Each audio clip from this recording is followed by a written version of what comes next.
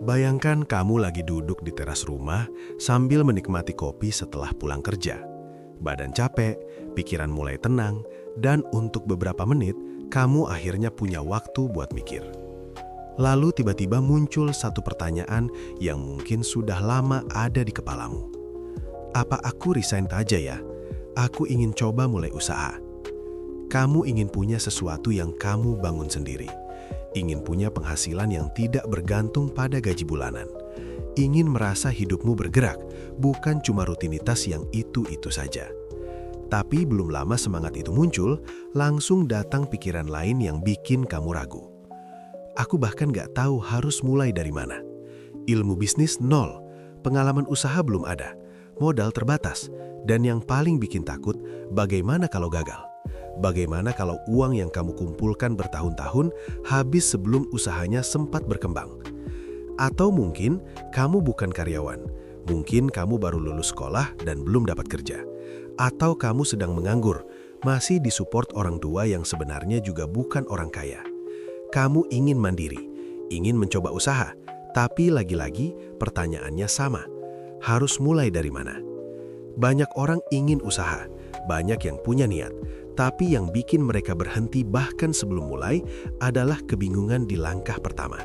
Karena itu, di video ini kita akan bahas 5 langkah tepat memulai usaha dari nol untuk pemula. Bukan cara cepat kaya, bukan motivasi kosong, tapi langkah yang realistis dan bisa kamu jalankan meskipun ilmumu masih cetek dan modalmu terbatas. Kalau kamu sedang ada di posisi itu sekarang, mari kita mulai dari hal yang paling penting untuk kamu pahami dulu.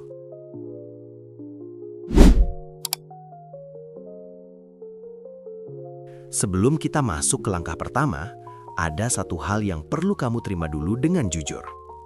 Kalau kamu benar-benar pemula, kamu hampir pasti akan melakukan kesalahan. Dan itu bukan hal yang memalukan, itu normal.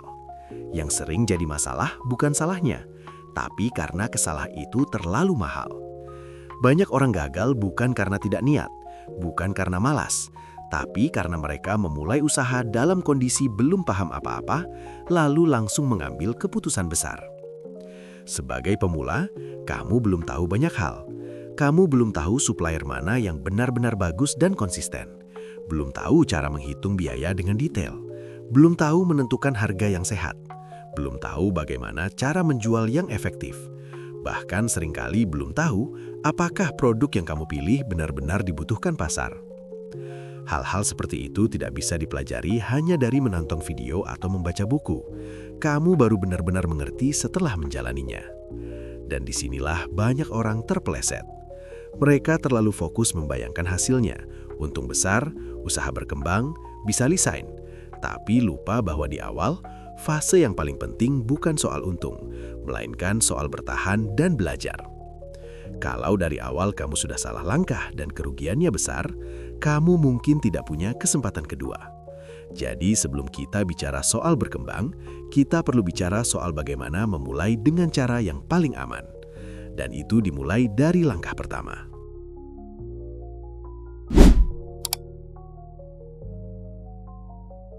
Kalau kamu saat ini masih bekerja, langkah pertama yang paling aman adalah jangan resign dulu.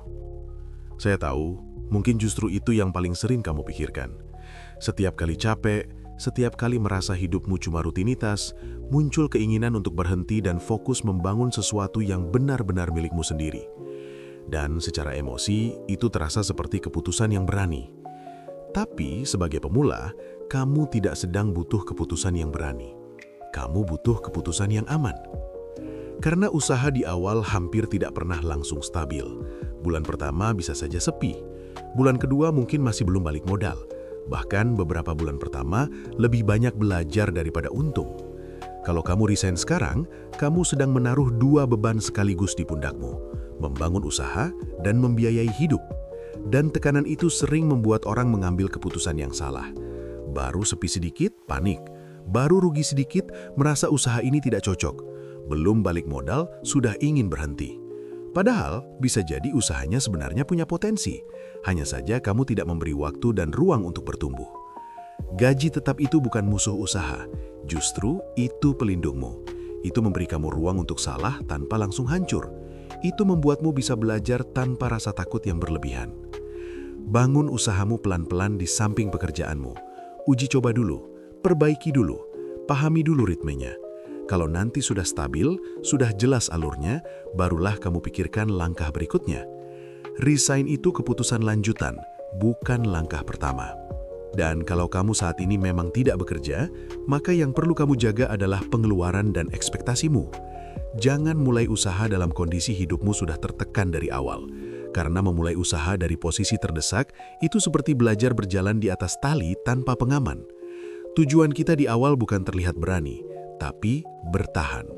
Dan setelah kamu memastikan posisi awalmu aman, barulah kita masuk ke langkah berikutnya.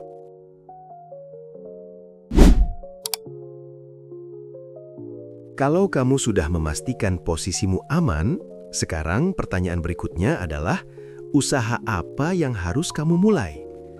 Disinilah banyak pemula langsung salah arah. Kebanyakan orang ketika ingin usaha langsung bertanya, ide apa ya yang bagus, yang unik, yang belum banyak pesaing? Padahal sebagai pemula, kamu tidak perlu mulai dari ide yang rumit atau terlihat keren. Kamu perlu mulai dari sesuatu yang jelas dibutuhkan. Coba ubah pertanyaannya.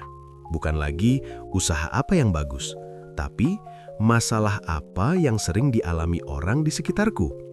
Karena usaha yang bertahan biasanya lahir dari masalah yang nyata, bukan dari ide yang terdengar menarik. Lihat saja di sekitarmu. Orang sibuk sering mengeluh tidak sempat masak. Anak kos sering kesulitan cari laundry yang cepat dan bersih. Orang tua sering bingung cari jajanan yang aman untuk anaknya. Keluhan-keluhan kecil seperti itu seringkali adalah peluang usaha. Sebagai pemula, kamu belum punya pengalaman membaca tren besar atau menganalisa pasar yang kompleks. Jadi jangan mulai dari spekulasi. Mulailah dari sesuatu yang jelas-jelas dibutuhkan. Kalau kamu menawarkan solusi untuk masalah yang nyata, peluang produkmu laku jauh lebih besar dibandingkan kalau kamu hanya mencoba ide yang menurutmu menarik. Dan ini penting, karena di tahap awal, kita tidak sedang bermain kreativitas tinggi. Kita sedang mencari kestabilan. Setelah kamu tahu masalah apa yang ingin kamu selesaikan, barulah kita masuk ke langkah yang paling menentukan nasib pemula.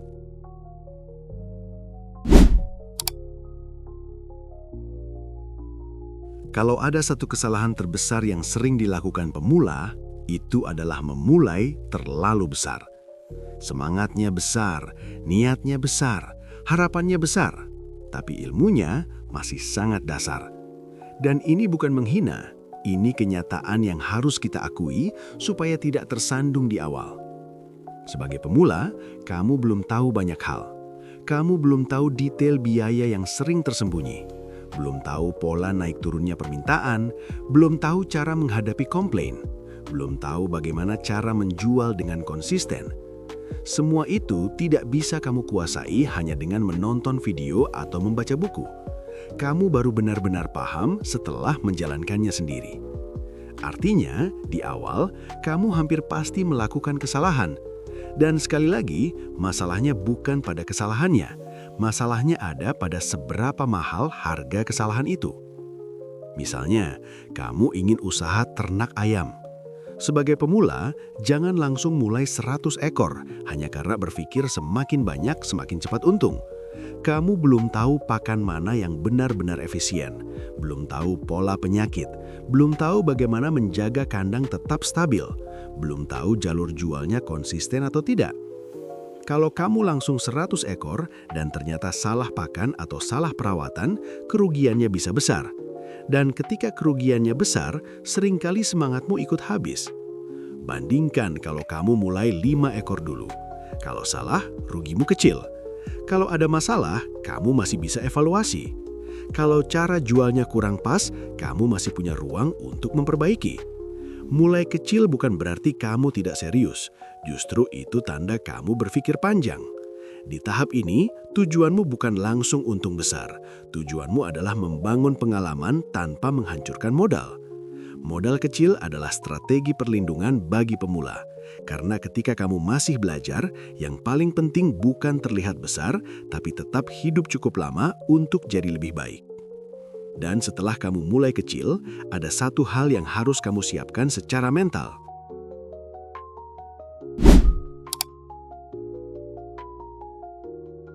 Karena tadi kita sepakat untuk mulai kecil, sekarang kamu harus memahami satu hal penting.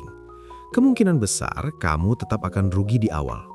Tapi bedanya, ruginya kecil, dan itu sangat penting. Bayangkan kamu mulai usaha dengan modal kecil, entah itu ternak 5 ekor ayam, atau jual 20 porsi makanan, atau stok barang dalam jumlah terbatas. Ternyata ada kesalahan, salah hitung biaya, salah pilih bahan, salah strategi jual. Hasilnya, kamu rugi. Tapi karena kamu mulai kecil, ruginya masih bisa kamu tanggung. Kamu masih punya sisa modal. Kamu masih punya kesempatan mencoba lagi. Sekarang, bayangkan skenario yang berbeda. Kamu langsung mulai besar, modal besar, skala besar, produksi banyak. Lalu ternyata kamu melakukan kesalahan yang sama persis. Salah hitung biaya, salah pilih bahan, salah membaca pasar. Pelajarannya sama, informasinya sama, tapi harga yang kamu bayar jauh lebih mahal.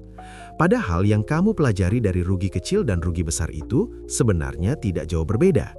Itulah kenapa memulai kecil itu bukan soal pesimis, tapi soal strategi.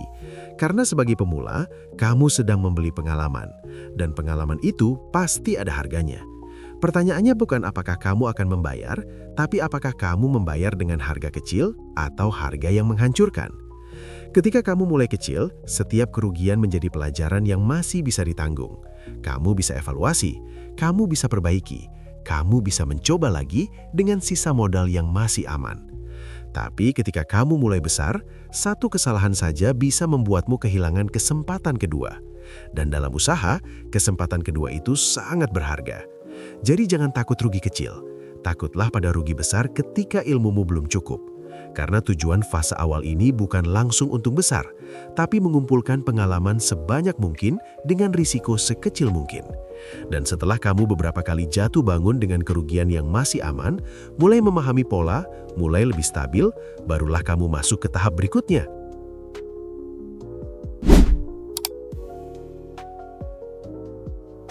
Setelah kamu mulai kecil, sudah beberapa kali rugi kecil, sudah belajar dari kesalahan dan mulai menemukan pola yang lebih stabil, disinilah banyak orang kembali tergoda. Tergoda untuk membesarkan semuanya sekaligus. Merasa sudah mulai paham, lalu langsung menambah skala secara drastis. Padahal, setiap kenaikan skala bukan hanya soal menambah jumlah, tapi menambah kompleksitas. Kembali ke contoh ternak ayam. Dari 5 ekor, kamu naik ke 10. Kamu mulai terbiasa. Dari 10 ke 20, kamu mulai tahu ritmenya. Dari 20 ke 50, kamu mulai paham pengelolaannya. Itu bertahap, itu masuk akal. Tapi kalau dari 5 langsung 100, itu bukan bertahap, itu lompat. Karena mengurus 5 ayam dengan 100 ayam bukan beda sedikit, itu beda sistem, beda kebutuhan pakan, beda risiko penyakit, beda cara pengawasan, dan tentu saja beda risiko kerugian. Begitu juga dengan usaha lain. Menjual 10 porsi sehari dengan 100 porsi sehari itu beda manajemen produksi. Stok 20 barang dengan 200 barang itu beda manajemen uang dan penyimpanan. Mengelola 1 karyawan dengan 5 karyawan itu beda tanggung jawab. Setiap kenaikan skala menuntut kemampuan yang lebih tinggi. Itulah kenapa berkembang harus bertahap. Naikkan skala setelah kemampuanmu naik. Naikkan kapasitas setelah sistemmu stabil. Naikkan produksi setelah pasar sudah terbukti menyerap. Jangan membesarkan usaha hanya karena semangatmu sedang besar. Karena semangat yang besar tanpa kemampuan yang cukup seringkali berujung pada penyesalan. Usaha yang tumbuh pelan tapi stabil jauh lebih kuat daripada usaha yang cepat membesar lalu runtuh karena pondasinya belum siap. Dan kalau kita rangkum semuanya, memulai usaha dari nol sebagai pemula bukan soal siapa yang paling nekat. Ini soal siapa yang paling sabar dan paling sadar diri. Kamu mulai dari posisi aman. Kamu cari masalah yang nyata. Kamu mulai kecil. Kamu siap rugi kecil dan belajar. Lalu kamu berkembang bertahap. Itu mungkin tidak terlihat keren, tidak terlihat dramatis, tapi itu jauh lebih realistis. Kalau saat ini kamu sedang bingung harus mulai dari mana, semoga setelah video ini kamu setidaknya tahu satu hal. Mulailah kecil, lindungi modalmu, lindungi kesempatan keduamu. Karena dalam usaha, yang sering menang bukan yang paling cepat, tapi yang paling lama bertahan. Kalau kamu perhatikan, 5 langkah tadi sebenarnya sederhana. Tidak ada yang terdengar hebat, tidak ada yang terdengar luar biasa. Tapi justru disitulah kekuatannya. Banyak orang gagal bukan karena mereka bodoh, bukan karena mereka tidak bekerja keras, tapi karena mereka ingin terlalu cepat sampai di hasil, tanpa mau melewati proses belajar dengan aman. Sebagai pemula, kamu tidak perlu terlihat berani. Kamu tidak perlu langsung besar. Kamu tidak perlu membuktikan apa-apa ke siapapun. Yang kamu butuhkan hanyalah satu hal: bertahan cukup lama sampai kamu benar-benar mengerti apa yang kamu jalani. Mulai dari posisi yang aman, mulai dari masalah yang nyata, mulai dengan skala kecil. Terima rugi kecil sebagai biaya belajar, lalu berkembanglah sedikit demi sedikit. Itu mungkin tidak viral. Itu mungkin tidak terdengar seperti kisah sukses instan, tapi itu jauh lebih masuk akal. Kalau saat ini kamu sedang duduk di teras rumah, memikirkan apakah harus resign dan mulai usaha, mungkin setelah video ini, kamu tidak lagi bertanya berani atau tidak. Tapi kamu mulai bertanya, bagaimana caranya memulai dengan benar? Dan itu pertanyaan yang jauh lebih matang. Kalau kamu merasa video ini bermanfaat, kamu bisa subscribe, karena berikutnya kami akan menyajikan video berisi edukasi yang sangat krusial untuk pengusaha pemula. Kenapa ini penting? Karena memulai usaha itu bukan soal siapa yang paling cepat, tapi siapa yang paling siap. Sampai ketemu di video berikutnya.